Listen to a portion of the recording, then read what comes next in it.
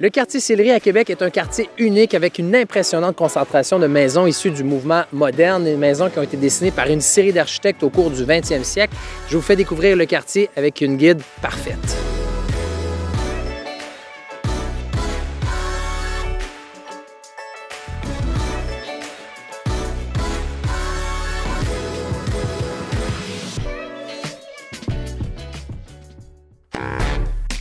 Hey, bonhomme! Marc-André! Comment ça va? Ça va très bien, je suis content de te voir. Selfie! Yes!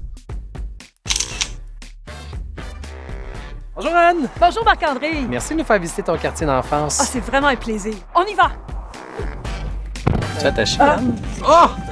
On a ça sur caméra! Ça tâche. Oh! Il n'y a pas de potis dans le coin. Puis garde ton sac pas loin, on dirait qu'il y a du monde en arrière un peu douteux. Alors là, ici, on est à l'entrée de la célèbre rue Maguire.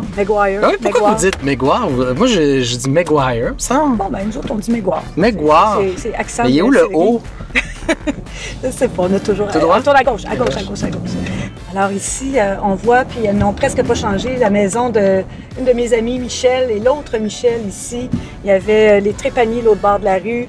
Alors, on voit que la maison, qui date des années 50, n'a pas vraiment changé, de garder son style bungalow. Ça a été un peu ton initiation à l'architecture, dans le fond? Oui, tout à fait, parce que très jeune, évidemment, j'allais à Jésus-Marie, c'était une école de filles, donc on avait beaucoup d'amis qui restaient dans le secteur. On se faisait des petits parties chez une, chez l'autre, et ces différentes typologies de maisons m'ont toujours intriguée. Et moi, ça m'a éveillée à l'architecture sous toutes ses dimensions. Et pourquoi est-ce qu'on s'est retrouvé avec une aussi grande concentration dans un seul secteur de maisons d'architectes? C'était un peu comme le rêve des architectes de venir se construire ici. En fait, c'est un quartier relativement bourgeois qui s'est développé autour de l'Université Laval, du boulevard Laurier qui se développait. Donc, beaucoup de familles, des baby boomers, venaient s'installer ici pour avoir la proximité des écoles. Alors, il y avait quand même un attrait pour le développement. Les terrains étaient abordables. Alors, ça, c'est la maison de mon enfance qui a été transformée depuis. Elle s'est beaucoup métamorphosée avec le temps. Il y avait des couleurs, il y avait des volets, il y avait beaucoup d'arbres.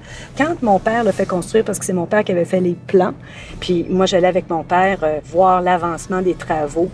Alors, c'est peut-être mes premiers contacts avec l'architecture. Ça a toujours baigné là-dedans, finalement. Finalement, oui, sans le savoir. Tu étais destiné pour ça. Probablement. Autour des années 1990, plusieurs baby-boomers qui étaient venus s'installer ici ont commencé à prendre leur retraite. La valeur des terrains a augmenté énormément. On achetait les terrains à gros prix. Pour les rentabiliser, on construit des unités de logement ou des maisons très, très grosses qui risquent de dénaturer ce qui faisait la caractéristique de ces développements-là, ou même dans les secteurs ouvriers. Oui, tout ce qui fait la caractéristique de Sillery, c'est-à-dire le promontoire, le couvert végétal, les vieux boisés, la préservation de la vue sur le fleuve, les percées visuelles, plusieurs interventions ont malheureusement brisé cet équilibre. Bon, Anne, on est arrivé à destination pour assouvir notre passion du patrimoine moderne, la maison Édouard Fizet. Wow!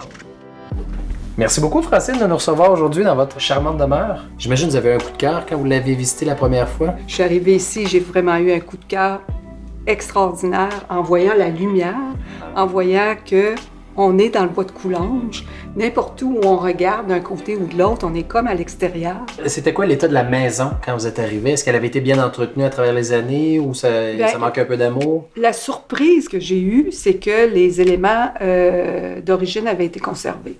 La cuisine était d'origine, les salles de bain étaient d'origine. Alors ça, c'est un plus extraordinaire. Parce que c'est ce qu'on voit au premier coup d'œil, avec le mobilier, vous avez décidé de rester vraiment dans le décor ou dans l'esprit de l'époque. On a fait comme une découverte avec cette maison-là, puis on s'est mis à faire de la recherche et de vouloir la remettre dans un état, en tout cas, qui correspondait à son époque. Ça a été notre choix. Quand on rentre dans la maison, on a le même coup de cœur peut-être que vous avez eu la première fois où vous y êtes rentré.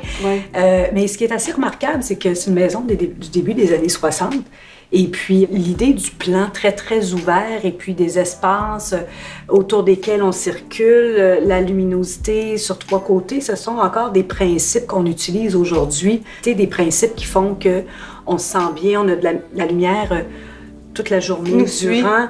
peut-être que c'est un des éléments qui fait que cette maison-là n'a pas été modifiée, parce que quand une maison est bien conçue, c'est ça la pérennité aussi. On peut la préserver et puis la transmettre de génération en génération. Pourquoi c'était si important pour vous de ramener ça à cet esprit d'époque ou de ne pas partir dans un côté très plus contemporain comme bien des gens auraient fait? Question de respect. Je pense que la maison, c'est évident.